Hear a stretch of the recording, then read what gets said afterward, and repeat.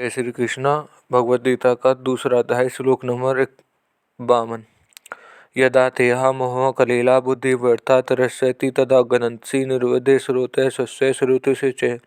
इसका हिंदी अर्थ है, जिस समय तेरी बुद्धि मोह रूपी दलदल को भाली भिंती जहाँ तट जाएगी, उस समय तू सुने हुए और सुनने में आने वाले भोगों को, वैराग्य को प्राप्त हो जाएगा।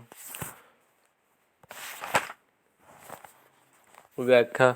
शरीर में अहंता और ममता करना तथा शरीर संबंधी माता पिता भाई भौजाई स्त्री वस्तु पदार्थ आदि में ममता करना मोह कारण है कि इन शरीर आदि से अहंता ममता है नहीं, केवल अपनी मानी हुई है। अनुकूल पदार्थ वस्तु व्यक्ति घटना आदि के प्राप्त होने पर प्रसन्न होना और प्रतिकूल पदार्थ वस्तु व्यक्ति आदि के प्राप्त होने पर उद्ग्रीव होना, संसार में परिवार में विषमता पक्षपात मातृस्य आदि विकार होना, यह सब का सब कलील अर्थात दलदल है। इस मोहरूपी दलदल में जब बुद्धि फंस जाती है तब मनुष्य किंतु वृत्ति मूढ़ हो जाता है, फिर उसे कुछ सूझता नहीं। यह स्वयं चेतन होता हुआ भी शरीर आदि जड़ पदार्थों में अहंता ममता करके उनके साथ अपना संबंध मान लेता है, पर वास्तव में है जिन जिन चीजों के साथ संबंध जोड़ता है वे चीजें इसके साथ सदा नहीं रह सकती और यह भी उनके साथ सदा नहीं रह सकता, परंतु मोह के कारण इसकी इस तरफ दृष्टि ही नहीं जाती।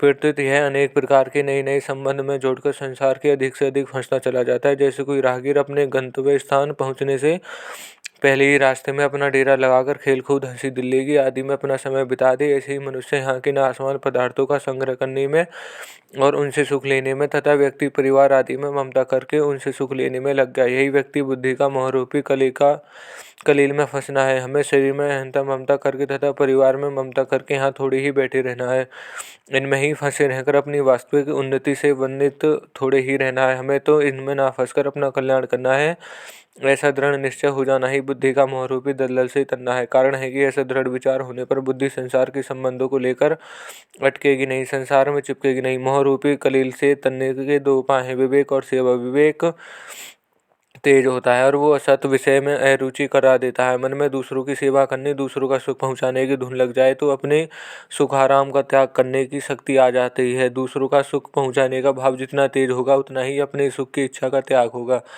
जैसे शिष्य की गुरु के लिए, पुत्र की माता पिता के लिए, नौकरी की मालिक के लिए सुख पहुंचाने की इच्छा हो जाती है तो उनकी अपने सुख आराम की इच्छा स्वतः सुगमता से मिट जाती है। ऐसे ही कर्मयोगी का संसार मात्र की सेवा करने का भाव हो जाता है तो उसको अपने सुख भोग की इच्छा स्वतः मिट जाती है। विवेक विचार के द्वारा अपनी भोग इच्छा को मिटाने से थोड़ी कठिनता पड़ती है। अगर कारण है कि अगर विवेक विचार अत्यंत दृढ़ न हो तो वह तभी तक काम देता है जब तक भोग सामने नहीं आते। जब भोग सामने आते हैं तो जब साधक प्राय उनको देखकर विचलित हो जाता है, परंतु जिसमें सेवा भाव होता है उसके सामने बढ़िया से बढ़िया भोग आने पर भी वह भोग को दूसरों की तरफ सेवा में लगा देता है, तो उसकी सुख आराम की इच्छा सुगमता से मिट जाती है। इसलिए भगवान ने सांख्य योग की अपेक्षा कर्मयोगी को श्रेष्ठ, सुगम एवं जल्द सिद्धि देने वाला। मनुष्य जितने भोगों को सुन लिया, भोग लिया है, अच्छे तरह से अनुभव कर लिया है, वे सब भोग यहाँ इस पद के अंतर्गत आते हैं। स्वर्गलोक में ब्रह्मलोक आदि जितने भोग सुने जाते हैं, ये सब भोग यहाँ श्रोतव्य पद के अंतर्गत आए हैं। जब तेरी बुद्धि मोहरूपी दलदल पर जाएगी तब इन श्रोत अहलौकिक और अश्रोत प्रालौकिक भोगों से विषयों को तुझे वैराग्य हो जाएगा। तात्पर्य है कि